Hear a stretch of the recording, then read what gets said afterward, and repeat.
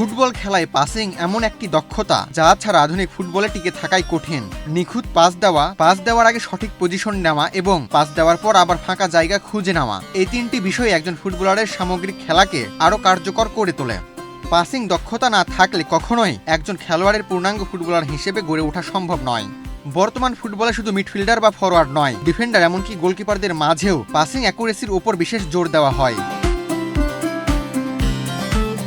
এই কারণে Bashundhara Kings football একাডেমিতে খুদে ফুটবলারদের নিয়ে চলছে বিশেষ স্কিল সেশন।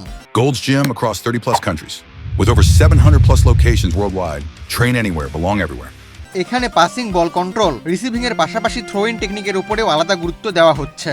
ছোটবেলা থেকেই সঠিক টেকনিক শেখানোর মাধ্যমে তাদের ভিত্তি মজবুত করাই মূল লক্ষ্য, যাতে ভবিষ্যতে তারা আধুনিক ফুটবলের চাহিদার সঙ্গে মানিয়ে নিতে পারে।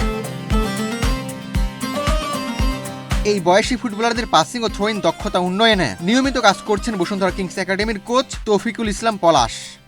আসলে আমাদের প্র্যাকটিসটা তো বাচ্চা মানুষ, এদেরকে আমি আগের দিন বলছি যে এদের ভিন্নতা, প্রতিদিনের ভিন্নতা আসবে। হ্যাঁ, তো আজকে আমরা নজর দিচ্ছি যে ওদের ফিটনেস প্র্যাকটিস করলাম কিছুক্ষণ আগে। এখন পাসিংয়ের প্রতি একটু নজর দিচ্ছি, পুশ পাসটা কীভাবে করবে সেটার দিকে নজর দেওয়া হচ্ছে।